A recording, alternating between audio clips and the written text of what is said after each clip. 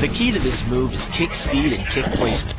Powered by the rotation of the hips and the strongest muscles in the body, the quadriceps, at the point of contact, the kick is traveling 25 miles per hour and can impart 550 pounds of force. The wider the foot travels from the center of its axis, the more speed and power it picks up. More than enough to cause a knockout or concussion. Delivered to the neck, it can fracture the cervical vertebrae. The rotation of the torso is the basis for the strike's power. Because the torso has an effective mass far greater than the arms, its rotation can impart up to 400% more force to your target.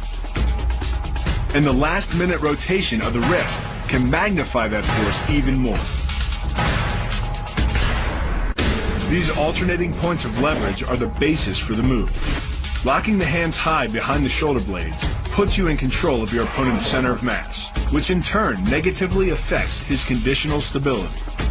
Dropping the hands behind the lower back and driving your chin into the chest further disturbs his center of mass and makes resistance from this position nearly impossible. The application of maximum force ensures you maintain control while driving your opponent to the ground. The first elbow strike can accelerate to a speed of 25 miles per hour in less than a quarter of a second. Less than a third of a second later, the initial strike is followed by another, equally devastating shot. By employing the bony tip of the elbow, these strikes deliver a double dose of injury-producing energy and can result in a broken nose, facial fractures, or a wicked cut. By propelling your body into the air, you effectively become a human missile, hurling your entire body mass into your opponent's gut. The force created by the body's forward momentum is partially absorbed by your opponent, which can knock the wind out of him, or even crack a rib. But the coup de grace is the elbow chop. Impacting with the head at nearly 15 miles per hour, a solidly landed elbow to the head's frontal bone can knock your opponent out, fracture his skull, or cause serious spinal cord damage. Leaning back slightly and driving the knee up utilizes the full power of the thigh, and the foot accelerates up to 16 miles an hour in just 1/4 of a second. That's twice the acceleration speed of a Porsche. Coupled with the rotation of the hips, the kick can impart 450 pounds of force upon impact with the ribs. When executed perfectly, it's a motion similar to cracking a 2x4 with a sledgehammer. The calf crush works because of the ankle lock. Working in conjunction with your leg, it serves as a sort of high torque pinch point, imparting hundreds of pounds of force on the tibia and fibula. The tibia and fibula are some of the strongest bones in the human body, but creating this pinch point allows you to deliver enough force to easily break them, which leaves your opponent with two choices: tap out and admit defeat, or risk permanently losing the use of your leg. The key to the scissors takedown can be found in the move's name. Throwing your legs around either side of your opponent, one high on the torso, the other just in the crease of the knee, provides you with a lever on either side of his body. It's literally like a piece of paper between two blades of a scissor, only instead of slicing through paper, you're using a combination of potential and kinetic energy to cut through your opponent's center of gravity. The downward force exerted on his gi pulls your opponent across his tipping point. Along with your body weight, you generate enough instability in your opponent to drive his body to the mat, like a child tossing around a rag doll. The hip throw capitalizes on the body mechanics of both you and your opponent. Thrusting your hips into your opponent's waist creates a pivot point around which his arm is the lever. With your legs between his, you've created a center of gravity significantly lower than your opponent's. This imparts maximum instability and helps you maintain control while throwing him over your hip. The throw, coupled with the downward force of gravity, generates a speed of 8 miles per hour, which can create more injury-producing impact energy than falling down a small flight of stairs. Labai works on a concept called the couple. Basically, it's two levers linked at a single fulcrum, the elbow lock. And it doubles the foot-pounds of torque you can generate when compared to a single-arm lock. There's more than enough force to flip an opponent to the mat or dislocate his elbow. By using the twisting motion of the torso to drive the strike, The business end of the hardwood fighting stick can quickly accelerate to more than 25 miles per hour. On contact with the skull, the energy is enough to cause a depressed fracture. It's the same injury-producing force as being hit in the temple by a hammer. Belajar Pamali relies on something called a flexion moment imparted to the neck to do damage. An average man's neck can withstand about a 140 foot-pound flexion moment. Beyond that, soft tissue and even vertebrae can be crushed. By bringing your weight down fast, this move could easily deliver twice that amount of force. And it wouldn't just end a fight, it could leave your opponent paralyzed or dead. With the elbow locked, the opponent's forearm becomes a lever and his elbow a fulcrum. Any force applied to his wrist is more than doubled by the mechanical advantage of leverage. By jerking hard on the arm, you can easily hyperextend the elbow. The same kind of injury that you'd sustain falling hard onto your outstretched arm. The throw works just like a crowbar, where your leg is the lever and your hip is the fulcrum. The trick is positioning your body in just the right place. If you're just an inch off the placement of your thigh and hip, the amount of energy needed to throw an opponent can more than double. But performed correctly, Uchimata requires almost no energy, yet it can deliver up to 5,000 pounds of force. If it weren't for the mat, a throw like Uchimata would be enough to cause serious injury or even paralysis. You use the strength of your legs to maintain your dominant position while you secure the choke.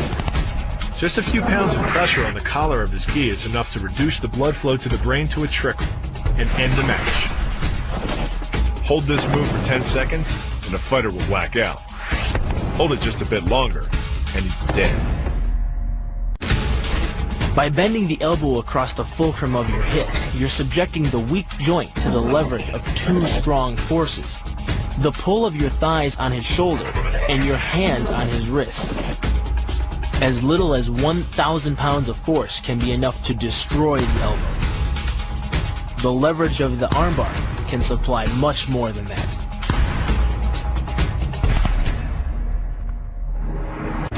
The sacrifice throw is a simple lesson in conservation of energy. The stronger the opponent attacks, the further he gets thrown.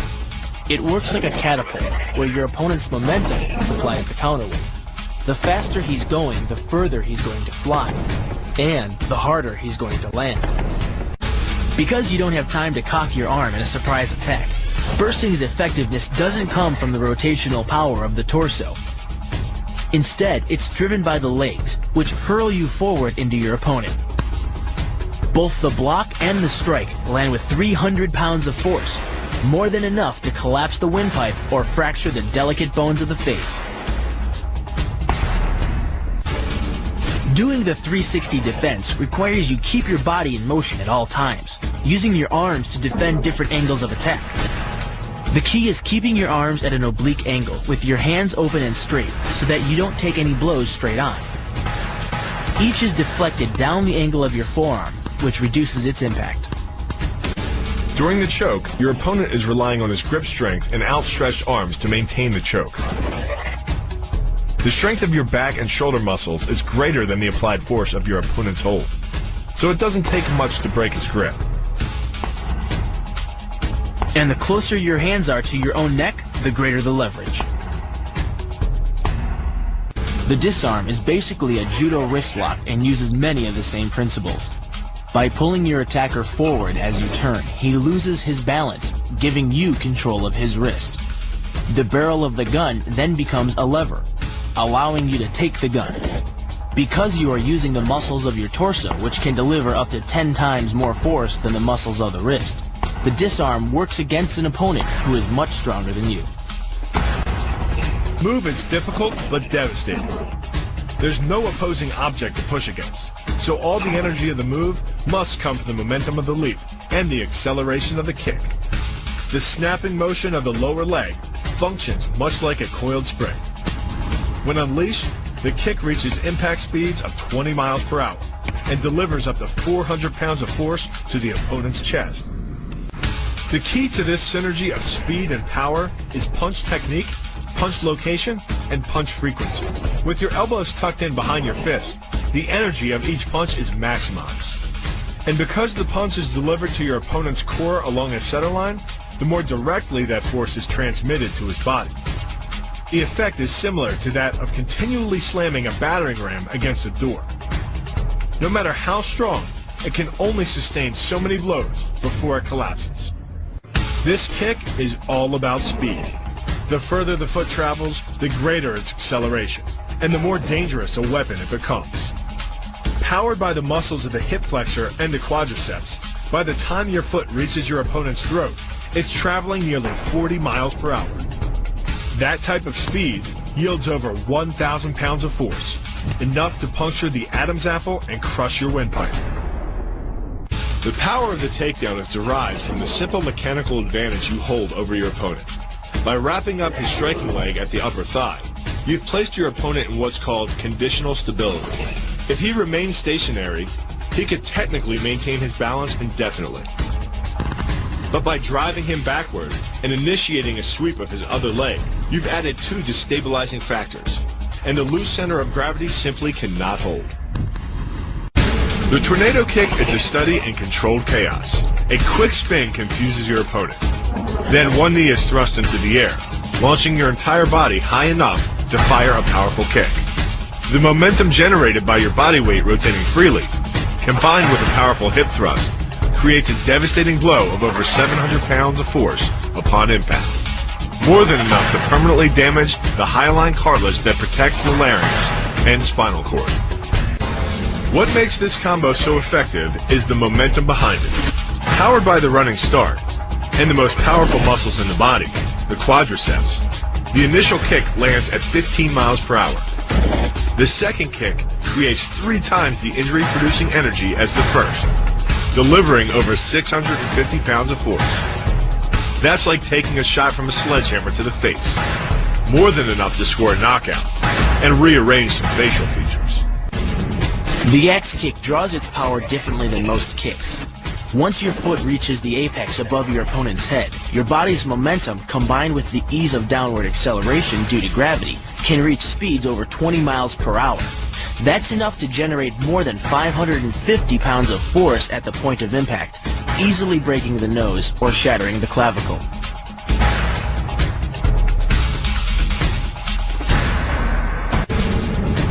The power of this move comes from the spin.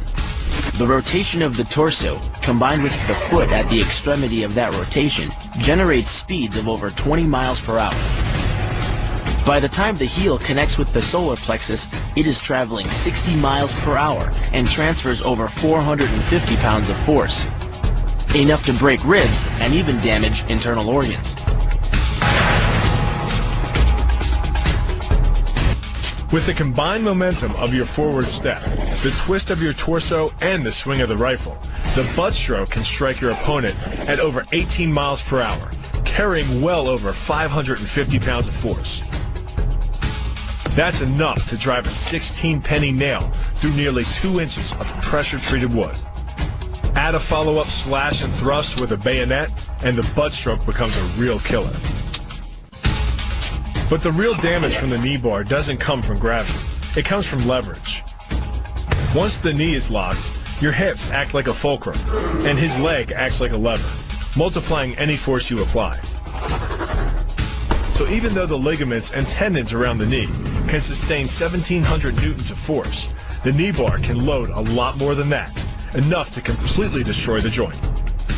To do that, the Marine pushes his opponent at a location above the center of mass, while using his sweeping leg to create a tripping point, which is below his opponent's center of mass. Once the loss of stability has occurred, gravity does the work, and the damage.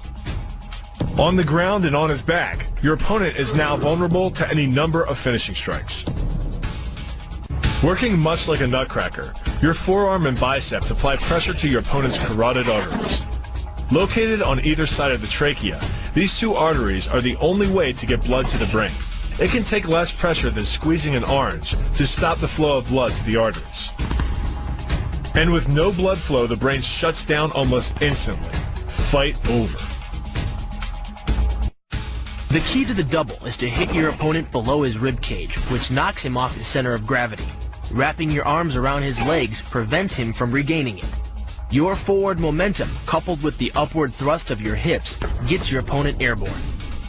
Driving him to the mat can yield over 3,000 pounds of injury-producing force. That's like dropping a 20-pound bag of cement off a 9-foot ladder onto someone's chest. The key to the sprawl is sliding your legs backward, while leaning in and locking your hips at the same time. This forces your opponent's center of mass beyond its stability zone. Coupled with the downward thrust of your forearms, he's now supporting your entire upper body with the back of his neck and head, which leaves him face down on the mat, vulnerable to any number of attacks. The power of this move comes from the spin. Like the wrecking ball at the end of a demolition crane, the power is generated by the rotation of the body. In conjunction with the snap of the knee, the foot achieves a velocity of nearly 30 miles per hour. When the heel connects with the solar plexus, it transfers 1,400 pounds of force, enough to damage internal organs and fracture multiple ribs. The move gets its power from the pressure exerted by your legs. The first leg imparts pressure to the carotid artery. The second leg, working in conjunction with your arms, optimizes that pressure, transforming you into a human vice grip. If your opponent doesn't tap out, he'll pass out. Much longer and permanent brain damage can ensue. The armbar is a combination of two levers. While your legs push up on your opponent's neck, your arms apply downward pressure to his trapped wrist. The opposing forces turn the elbow into an ad hoc fulcrum point. The armbar can result in a complete destruction of the elbow's articulating structures. Kick's power comes from the torque generated by the rotation of the hips. It's the same principle that cracks a whip. Turning the hips just a few degrees forces the foot to travel a much greater distance and creates a lot of speed as it does. The longer the leg and quicker the rotation, the faster the kick. And unlike karate, Muay Thai fighters are also taught to strike with the hard bone of the shin. A Muay Thai kick can generate roughly the same force as a baseball bat, enough to crack a rib or a leg. Basically, it works like a point of a knife. All the force is magnified by being concentrated in a small, hard area. Even if the elbow doesn't deliver a knockout, it will almost always leave a nasty cut and often end a fight. It's not the arms, but the legs that drive our fists. Like a piston, the explosive power of the legs is capable of generating hundreds of pounds of force, all to a very vulnerable area, the soft underside of the opponent's jaw. Like the Hanuman move, the flying knee relies on the explosive power of the legs. But rather than spread the power of our blow over two fists, it concentrates it into the spear point of the knee and combines it with the force of gravity. It's the equivalent of hitting our opponent in the chest with a sledgehammer. The hyperextension of the elbow, created by pulling back on the locked arm, virtually ensures that he will be taken down. The knee strike to the wrist dislodges the knife and further loads the elbow and shoulder. The technique can easily result in damage to the elbow joint, the tendons of the rotator cuff, or even a broken arm. The key to this move is turning your opponent's lower arm into a lever. By grabbing his arm during the initial attack, you set up the lever such that direct loading to his elbow joint is achieved. Once the elbow is locked and loaded, you can pull a much heavier opponent off balance by simply lowering your center of weight. With practice, the ninja can hit his intended target from distances as great as 45 feet. At impact, that's more powerful than a Major League Baseball pitch. This move is more about timing and precision than power. Instead of hacking through the limb, the first strike imparts an injury just a few inches below the elbow. The sword's razor-sharp blade easily slices through the soft tissue of the attacker's arm. This opens up his defense and provides the ninja a clean opportunity to deliver the kill stroke, a powerful shot to the top of his head. The move works by using your opponent's own body weight against him. The first strike can land at speeds greater than 20 miles per hour, and can stun your opponent with the same injury-producing energy as dropping a bowling ball from over 11 feet onto his torso. By using his arm as a lever in conjunction with the leg sweep, you drive your opponent to the ground. Once he is on the ground, you follow up with a devastating strike to his face. The secret to the move is wrist control. By rotating your opponent's wrist to the maximum extent of its range of motion, the bones of the wrist lock against the bones of the forearm and make it impossible to bring the strong muscles of the upper arm to bear. Then, you can pull your opponent off balance and into a potent knee strike. The combined force of the knee strike and your opponent's forward momentum can be as much as 2,000 pounds, enough to dent sheet metal. The effectiveness of the polakaimau lies not in raw power, but in speed. By relying on your triceps to snap the strikes forward over the elbow, 3 blows can hit in 7/10 of a second. The final impact of the strike to your opponent's face can deliver as much as 175 watts of power, more than enough power to stun him or crush the cartilage of his nose. You then add insult to injury, firing one last shot into one of the most sensitive regions of the body, the groin. Pulling off the move relies on 2 factors. The first is to combine the block and the strike into a single action. This reduces the time your opponent has to respond to just 1/10 of a second. But the real focus is to aim your strike at the throat. Because as little as 76 pounds of force can collapse the larynx, the strike doesn't need to deliver a lot of force to be deadly. One blow like this and the fight is over. Unlike most kicks that land with the side, ball, or top of the foot, the gastrizin uses the heel to deliver the blow. This alignment of the heel, ankle, lower leg complex channels some 2,000 pounds of force into the opponent. More than enough to break a baseball bat. The higher you can lift your opponent in this move, the faster he'll hit the ground. It's not just your force working against him. His acceleration due to gravity can mean his head hits the ground with a 3,500-pound impact. On a hard surface like concrete, this is more than enough to cause a serious brain injury. First, the opponent's arm works as a lever to optimize your control. Second, your own back serves as a pivot point for the throw. The strength and stability of your back allows you to throw a much heavier opponent than in a move that requires you to lift him. This move uses your opponent's arm as a lever working against him. The greater the torque on his shoulder, the greater the pain inflicted. And exceeding the joint's normal range of motion causes more than just pain. The soft tissue, muscles, and the bone can all be seriously damaged by this pressure. The goal of this lock is to stretch the tendons at the top of the foot to the breaking point. The strongest tendons have a tensile force threshold of just over 400 pounds.